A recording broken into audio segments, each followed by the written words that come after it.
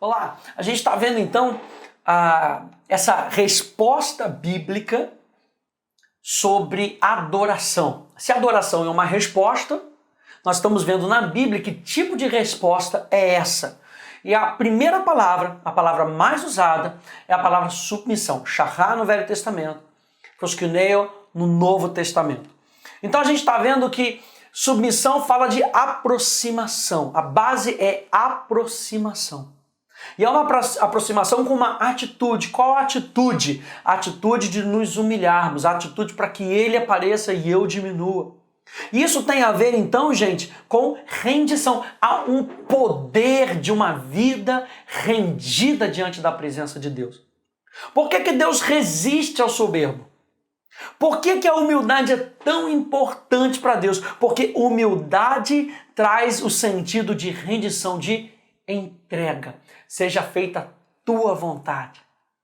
Assim como Maria não conseguia compreender aquilo que o anjo estava trazendo e ela se atemorizou por um tempo, o anjo disse: Maria, você não precisa se preocupar, porque o próprio poder de Deus, a presença de Deus vai te envolver.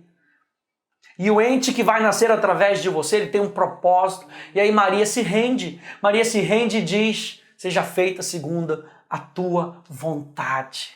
E é isso que nós precisamos aprender na nossa vida de adoração.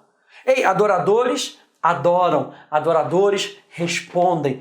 E nós estamos vendo que uma das respostas dessa nossa adoração é a resposta em submissão e entrega. Romanos capítulo 12.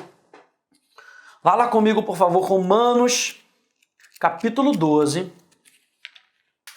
Você conhece esse versículo? Falando sobre essa nossa nova vida, uma vida de adoração.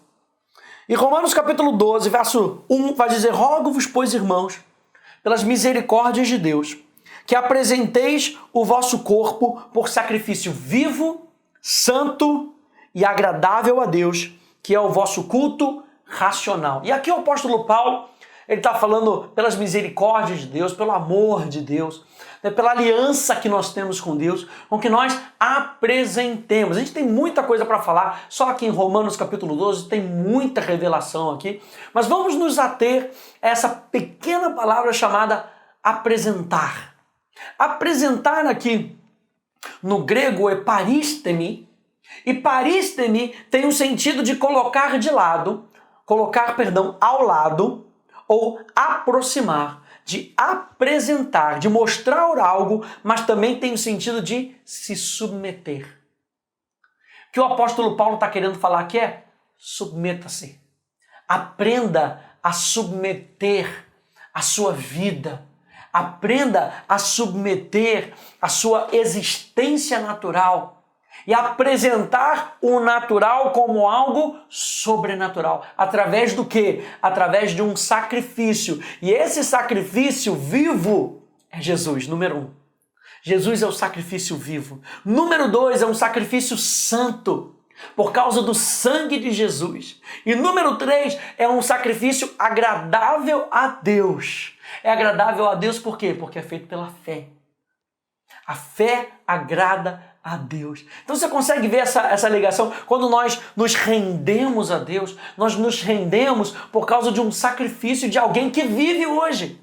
Não é somente que a nossa adoração tem que ser uma adoração viva, e ela tem que ser uma adoração viva. O que é uma adoração viva? A adoração viva é aquela que eu mantenho um relacionamento com a pessoa viva, com a pessoa de Jesus. Jesus Cristo é o sacrifício vivo. Através do sangue de Jesus, eu posso apresentar um sacrifício santo, e através da medida de fé que Ele depositou no meu coração, eu posso entregar um sacrifício que é agradável a Deus, uma adoração que é agradável a Deus. Então veja, não é algo que eu quero, não é algo como eu penso. Nós já vimos isso lá em João capítulo 4, quando Jesus disse para aquela mulher: olha, é em espírito e em verdade, não tem outro tipo de adoração que o Pai aceita. O Pai não aceita um sacrifício que não seja vivo. O Pai não aceita um sacrifício que não seja através do sacrifício de Jesus. Aliás, o único sacrifício... pastor, mas eu estou fazendo um sacrifício para poder assistir essas aulas, eu estou fazendo um sacrifício. Deus está vendo meu esforço. Não é isso que Deus espera. O único sacrifício que Deus aceita é o sacrifício de Jesus. Falar de um sacrifício vivo é falar de uma vida vivida com base no sacrifício de Jesus. E o sacrifício de Jesus é uma obra completa. O sacrifício de Jesus é uma obra aceita pelo Pai. Não é algo que eu e você precisamos fazer todos os dias. Ele já fez por nós. Nós estamos falando sobre Jesus ir à cruz e morrer no nosso lugar e abrir a possibilidade para que eu e você pudéssemos adorar a Deus. E como é que ele fez isso? Através do seu sangue. O sangue de Jesus nos purifica de todo o pecado. O sangue de Jesus nos coloca na presença de Deus. Hoje eu e você podemos permanecer na presença de Deus porque o sangue de Jesus nos cobre. E eu e você podemos apresentar esse sacrifício. É um sacrifício espiritual, gente. Precisa de fé. Não é algo racional, que eu tenha 1 mais 1. É algo que nós apresentamos pela fé. Então, essa palavra apresentar, paristeme, ela é um termo militar. Ela pode ser tida como um termo militar. Rendição é um termo militar e implica abrir mão de todos os seus direitos aquele que te conquistou. Veja, sabe quando você levanta as suas mãos e é um símbolo de rendição? Eu estou querendo dizer, eu estou abrindo mão dos meus direitos. Eu estou abrindo mão dos meus direitos. Só que a gente está falando não de uma rendição onde alguém está sacando tudo de nós, nós estamos falando de aproximação. Nós estamos falando que nós estamos abrindo mão dos nossos direitos para que nós possamos receber o direito que ele nos deu na cruz do Calvário. Aleluia! Não tem melhor submissão do que essa, gente. De você se submeter a um Deus que te ama. Romanos, capítulo 6, verso 13. Volta aí um pouquinho para trás. Romanos, capítulo 6, verso 13. Vai dizer, verso 12, não reine, portanto, o pecado em vosso corpo mortal, de maneira que obedeçais às suas paixões. Está falando da carne. Nem ofereçais cada um os membros do seu corpo ao pecado, como instrumentos de iniquidade, mas oferecei-vos a Deus. Mas se renda a Deus como ressurretos dentre os mortos, e os vossos membros a Deus como instrumentos de justiça. O que Deus pede da gente é a totalidade da nossa vida. O que Deus pede da gente é tudo e não somente uma parte. Ele pede de nós que ofereçamos a nossa vida como um ato de consciência e um ato de vontade. Então, essa frase para você anotar, quanto mais nós nos rendermos, mais a nossa adoração egoísta, centrada no eu, é substituída por aquela que aponta para Cristo. Demais, né? Quanto mais eu foco nele, mais eu desapareço. Quanto mais ele é exaltado, mais eu diminuo. A gente está falando então de submissão com base em aproximação, humildade e rendição.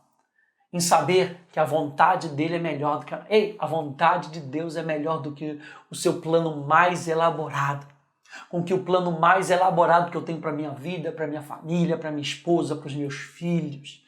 O plano de Deus é melhor. Então, que tal a gente começar a adorar a Deus se rendendo aos planos dele? Se rendendo à capacidade que ele tem de governar a nossa vida, de nos levar para um lugar de prosperidade, de nos levar de um lugar de vitória e não de perda, de nos levar para um lugar onde nós somos diariamente transformado. Ei, quando você se rende, você é transformado. Quando você se rende, a sua vontade é transformada. Sabe que dói, né? Quando a gente está entregando a nossa vontade para ele, dói porque o nosso eu está dizendo para a gente, ei, você sabe que você tem um plano e que esse plano é bom. Ei, a Bíblia diz que não é para a gente parar de fazer plano, não. A Bíblia diz que o homem pode fazer planos.